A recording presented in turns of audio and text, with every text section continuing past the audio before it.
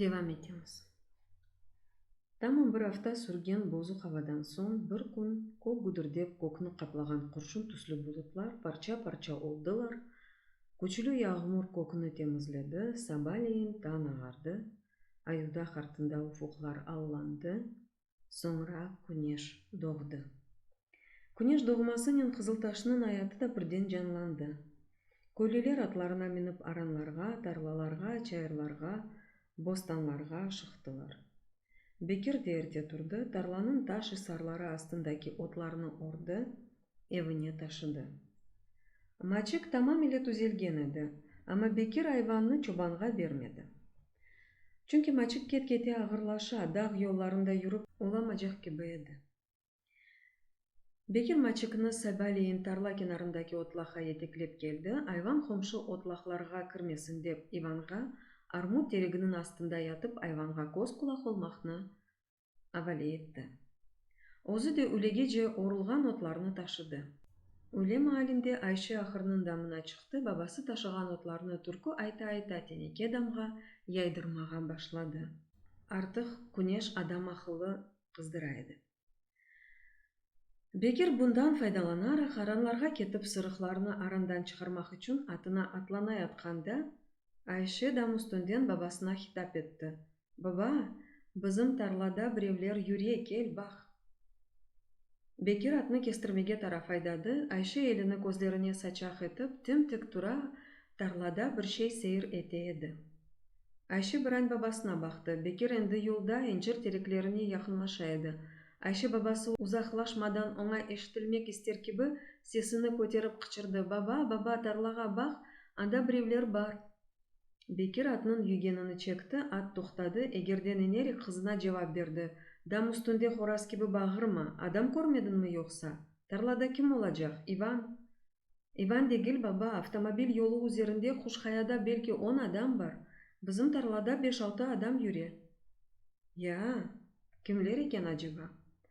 Bilmeyim, bak, Kuşkaya'dan 2 adam eni bizim tarlaga kireler. Tarla boş, ama o kadar adam. Çingeneler olmalıdır. Bekle, koyga gelir ayu oynatırlar.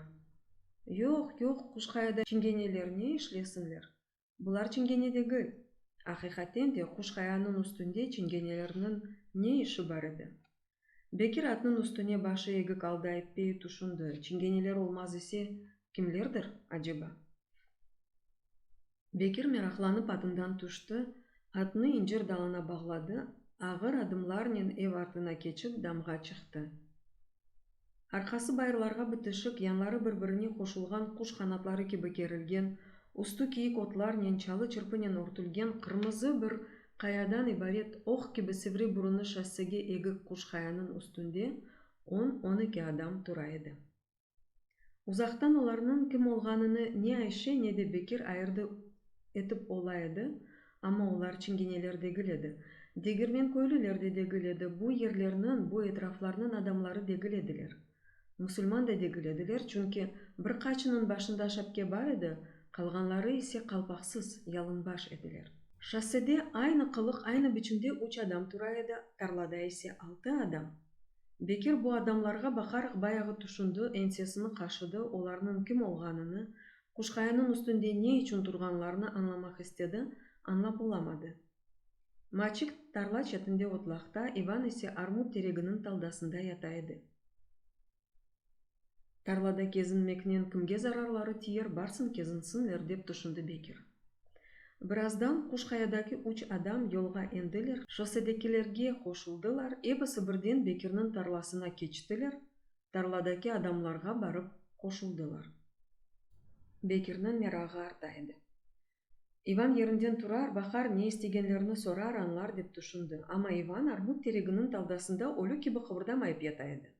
Adamlar ise tarlanın bir ucundan o bir ucuna barıp geleler, bazen tarlanın ortasında toktaylar, ikisi ayrıla, biri armutlardan o birisi yoldan taraf keteler, ellerini köterip başları üstünde sallaylar. Ortadakiler ise biri-birilerine yaklaşıp taş obası gibi bayağı vaktgaca hareketsiz turalar. Bekir hayatında çok acayip şeylerini görgen, çeşit türlü adamlarını rast getirgen edi, ama böylesini ilk sefer göreydi. Я Алла, бызым тарланы жынлар басқан деп тушунду. Амма тарладакылер не жын, не де башка şey edi. Олар инсан эдилер. Шашылacak bir şey edi, çünkü tarla tam tahır edi. Тарлада беждане чатрапа армут терегинден башка bir чөп биле жок эди. Адамлар армутларга да якынлашмайдылар. Ара-сыра уларнын bir качык кушкаяга кетелер, тарлада калганлар исе индемейип тура эдилер. Бекир bir да ensesini кашыды, башыны чевирди, суаль толу көзлөрүнөн Айшеге бакты. Айше көзлөрүнүн шашкын ачып, билмейм демек истер киби омузларын кысты. Адамдар тарлада хайли вакыт калдылар. Bir качык кушкаяга чыгып келди, соңра эписи бирден шоссеге тараф адымладылар, шосседе bir мудет турдулар. Кушкаядакилер де эндилер, келип шосседегилерге кошулдулар, бераберлешип, дегирмен көйгө кеттилер. Бекир бүтүн бу көрген şeylerini акшам усту карысына аңлатты. Эсма dinledi ve эписинден акылы чыкты. Олар Москва руслары dedi. Ялта ялыларында күнешке ятып тенлерини кызартырлар. Тембелликтен не бажакларını билмейип, суру дагыларда кезинир, чечек көбелек киби şeylerini топларлар. Башкача да ола билмез эди. Бекир күлүмсүреди. Валлай, 1000 кумуш берселер биле böyle тембеллик yapmam. Балабан адамлар көбелек артынан чапып жүрсүн я. Оз мемлекетлеринде бу жинабетлеринин иштери жоктур экенми? Бу шай да унутулажак эди, факат. Тамам 3 күн кечкен соң Бекир кызынын карысыны алып, аранларга барган, Иван да Мачекни тарла четиндеги отлакка айдаган эди.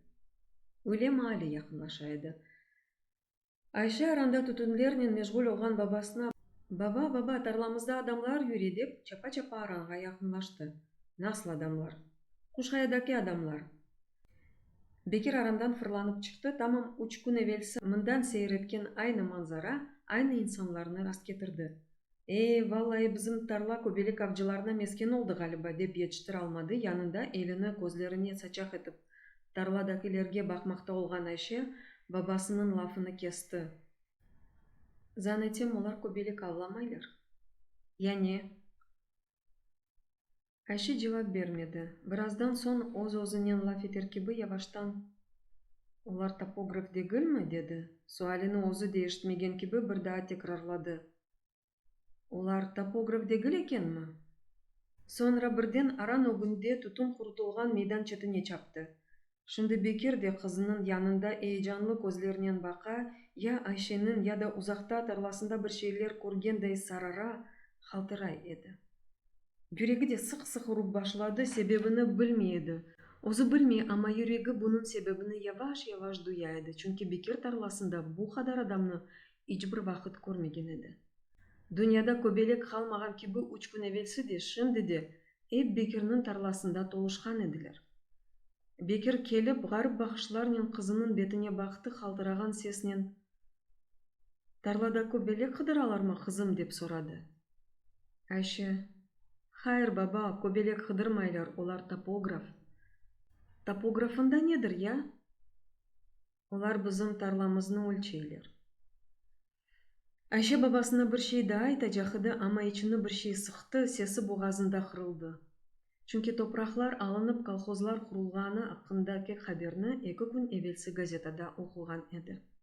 Шынды де тарлада долашканларынын көбелек топлаган Москва руслары олмаганын аңлап, бабасынын тарласыны өлчөй атканларыны өз көзлөрүнөн көререк бүтүн каны бузлаган, көзлөрү яшланган эди. Бабасынын бетине бакып уламайды. Бекирдин дейчи янат, чүнки тарласыны ябанчыларынын өлчөмеси софрасындагы өтмегини өлчөмелери киби эди. Эмди бу ишни ким ve не себептен япайды? Тарланы саткан да жок, алган да жок, сатмага ниети де жок эди, чүнки тарланын кетмеси жаннын кетмеси демек эди.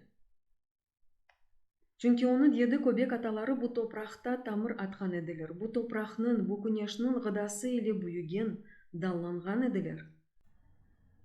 Шынды исе bir такым ябанчылар келип, топракны өлчөйдүлөр. Аллагым, бу тамыр бу топрактан чыгарылып да башка топракка отуртулса, тамам эле куруп кетмезми? Ама тарласыны кимлер өлчейди? Бекирни тарласындан кимлер көтерип ата жахыды? Тарла бабадан, атадан мирас дегил эдими ажыба? Ичи-ичине сыгмай, юреги санки бир эскенже ичинде, юмруклары сыхыла, бугазына катты бир шей келип тыкала. Валлай парчаларым, бычагым менен догурарым. Кимде-ким топурагыма кирсе, башыны балта менен уруп аттырырым деп тушунду Бекир. Элleri аяклары калтырайды. Янындагы кызыны биле көрмей, карысынын да фаркында дегил эди. Санки дерсин Бекирдин көзүнө тарладан башка эч бир шей көрүнмөдү, шынды дүйнөдө аят да узактаки тарласы эди. Тарласында шынды билмеген, таанымаган адамлары долаша, кенди маллары кибу өлчөп-биче, суру-суру кезине эдилер. Эй, менин дели дамарыма басмасынлар деп тушунду Бекир. Кендиси дегил де калтыраган аяклары карар бергендей оз-озлугунден юрмеге, тарлага тараф адымламага башлады. Байырдан энди каяларынын арасынан айванларынын көйгө энген жолго чыгып токталды. Калпагын көтөрдү. Элинин маңлайындагы терлерин сылды, алчаклардан эскен элдин серинлигинде кендисине келди галиба. Карынен акыл таанышмаган же кавгага кетем деп тушунду, башыны көтөрдү, тарласыны ве тарладаки адамларны көрмөк истеди, көрүп уламады. Жол алчактайды. Кушкаянын төпесинден башка эч бир шей көрүнмөдү. Яваш-яваш ятышты, бир тутун якты, артык сербест тушунуп улайды.